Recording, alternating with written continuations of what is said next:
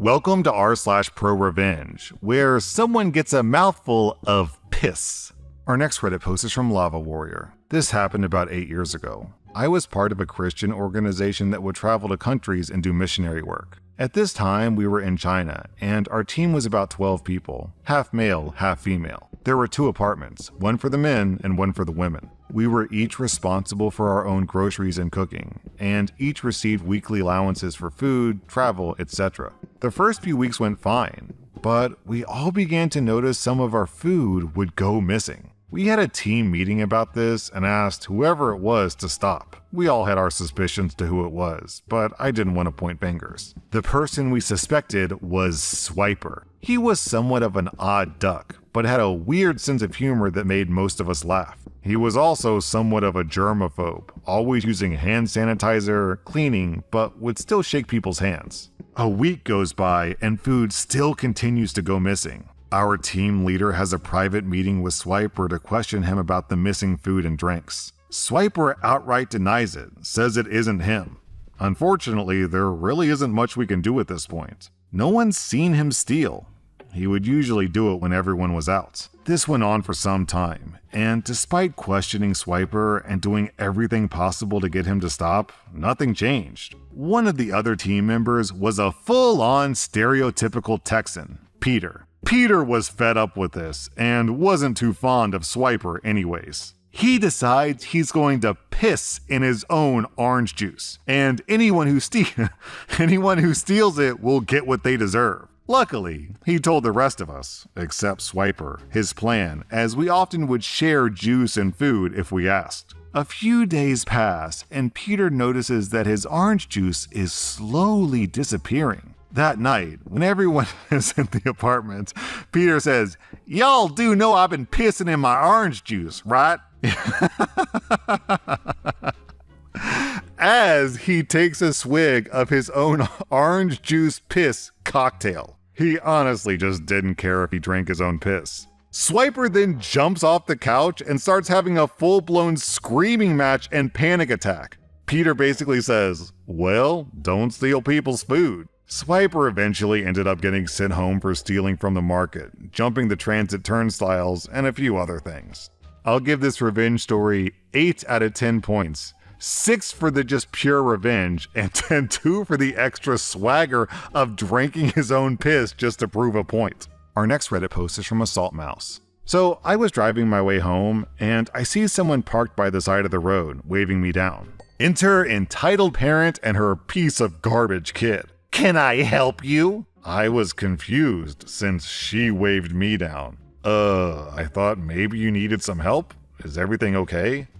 No, we ran out of gas." "Oh, okay, that's a pretty easy fix. I can drive you into town to get gas and bring you back here." "Okay," she says simply, her son picking up some of the gravel by the roadside and throwing it into traffic. They were going 60 miles per hour, by the way. "Hey, don't do that, champ, it's dangerous." The lady had gone to her car to grab her purse, but reeled out of it as I said that. "Don't you speak to my son like that," she snapped angrily. "Sorry." I get into my car, followed quickly by this obnoxious pair, highly regretting my life choices by this point. She sits down and immediately scoffs, looking at her feet. "Why is your car so dirty?" "Oh, sorry. I used to put my work boots down there, so it got kinda dirty over time." "You should clean it up, you know." I laugh nervously and just nod, pulling away and wanting this to be over with as fast as possible. I left my phone in the center console and she grabs it. "Can I call someone? My phone ran out of charge. That's why we were stuck out there." "Oh yeah, go ahead." Either she thinks the person on the other line can't hear her, or she's trying to contact them without the use of the phone because she is shouting.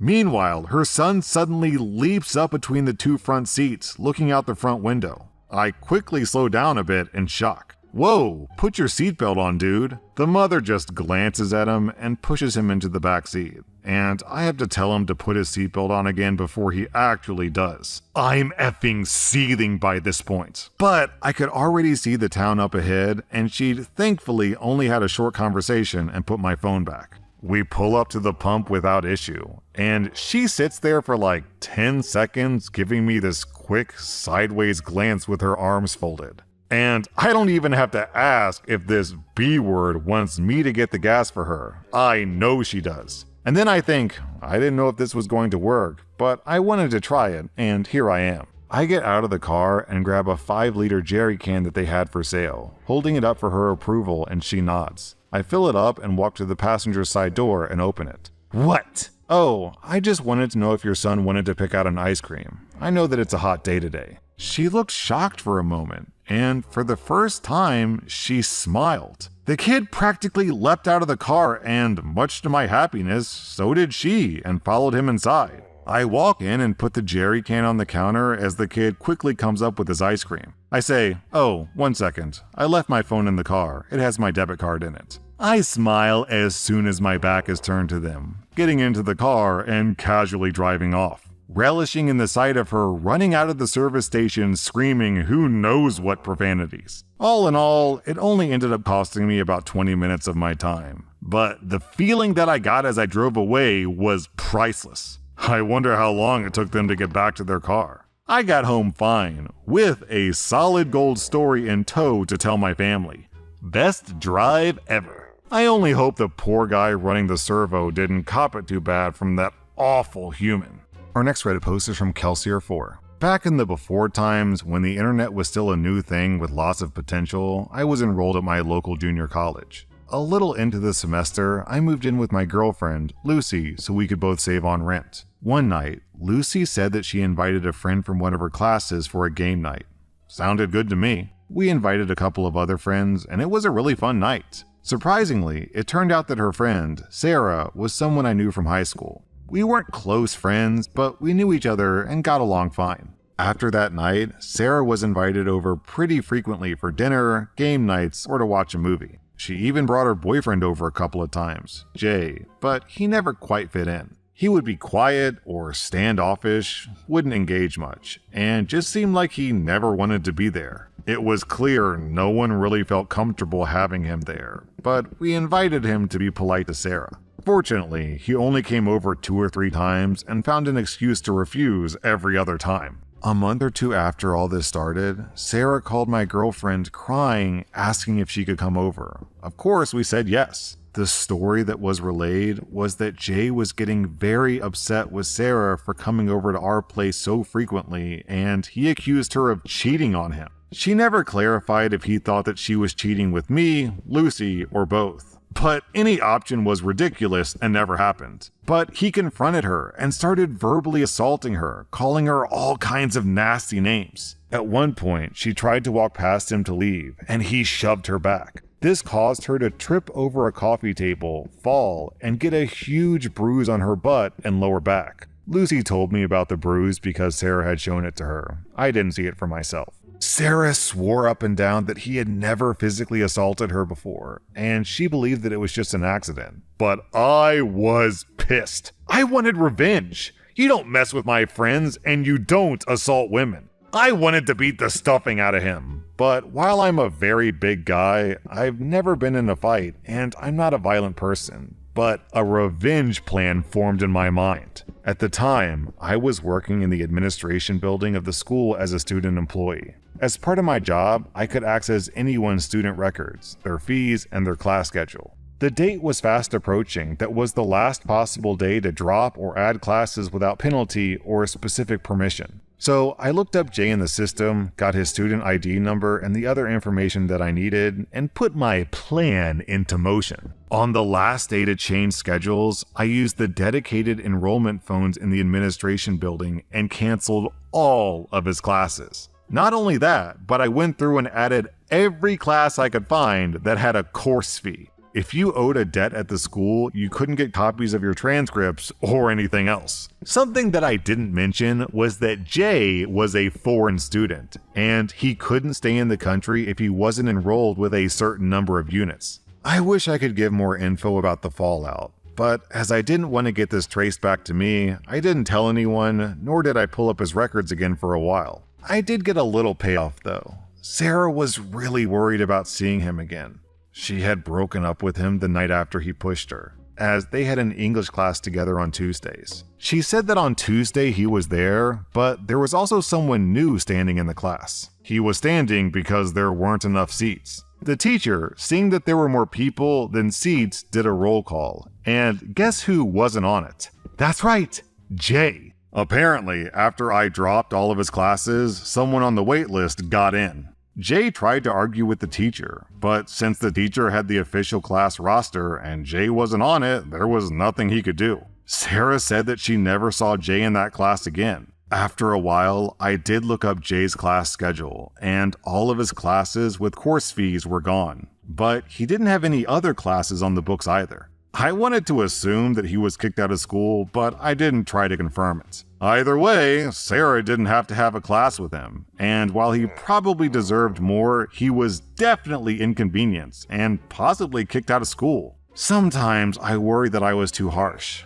but then I remember that he deserved it. Mess with me, but not my friends. Our next Reddit post is from Deleted. I used to work in a convenience store, and the store manager was a real prick. Misogynistic, offensive, cancer is hilarious, creepy, and a downright bully. Sometime after I left, he was fired after he decided to turn a professional interview with a young woman into a conversation about her favorite adult content. She reported him and he got the sack. Awesome. Anyway, this guy, Andy, fancied himself a real leader. I mean, he wasn't. He said impossible tasks and yelled instructions while doing absolutely nothing in the office in the meantime. I had a colleague, Gabby, who, to be honest, I didn't get on with. However, I knew that at the time, she was having a really tough time at home with her 3-year-old son. One day in the winter, it had snowed, fairly heavily. Gabby rang in that morning and told Andy she couldn't make it as she was snowed in. Everybody knew that wouldn't have been true and that it was likely she hadn't slept well due to the baby crying and whatnot. But you know what? Who cares? She always worked hard and she deserved a break. It was only a 4-hour shift and the store was dead anyways. No customers were gonna walk over snow and ice for the morning paper. Plus, we were actually overstaffed. However, Andy had a problem with women. He was always disrespectful and demeaning. Like the rest of us, he knew that she wouldn't be snowed in, but he didn't let it lie. He wanted to catch her out. Andy abandoned the store, which was serious gross misconduct, and got in his car. He made the 15-minute drive all the way to Gabby's house and took pictures of her car, her front driveway, and the rest of the street to prove that she wasn't snowed in.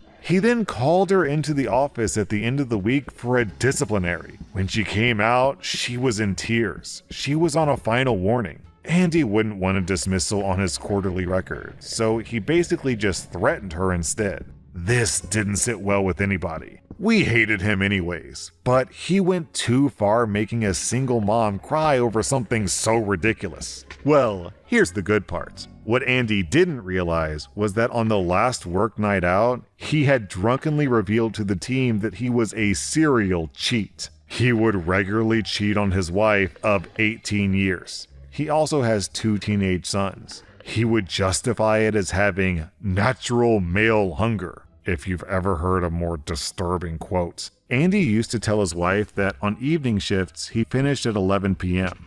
This was a lie. He never worked later than 9 p.m. After an evening shift, he'd go and screw whichever side piece he had going at the time. Well, one evening, he finished up with his side chick at 11 p.m. and he got in his car and started driving. What he didn't realize was that Gabby, who wasn't on shift that day, had dropped her son at her mom's house and had waited outside the store in her car for Andy to leave. She tailed his car all the way to his hookup house and parked 3 houses down. She then proceeded to take pictures of Andy hugging and kissing this random woman before he pulled her inside and slammed the door. You can see where this is going. Andy didn't come into work for a week. When we saw him next, he looked broken. His wife had been anonymously sent the pictures of him getting off with another woman. She'd kicked him out and contacted a solicitor to start a divorce process. His sons had blocked his number and wanted nothing to do with him. Of course he knew who sent the pictures, but he had no proof, no evidence. Gabby stayed at that store for another 3 months before moving into a recruitment position for a pharmaceutical company. As far as I know, she's still there today, and doing well. As for Andy, I have no idea whether the divorce went through or not. I blocked him on all social media after I left the company, about a month after this whole thing. What I do know is that he's a disgusting, reprehensible human being who thought that he was invincible. He thought that he could walk all over people, bullying and belittling as he went. Well, he soon realized that nobody is invincible, and I thoroughly enjoyed watching his collapse. So, if guys have a natural male hunger for cheating, which is absurd, does that mean that women have a natural female hunger for following their bad boss in a car and then taking photos of him cheating so that she can ruin his life? That was r/pro revenge. And if you like this content, check out my podcast where I publish the exact same episodes. Also, hit that subscribe button because I put out new Reddit videos every single day.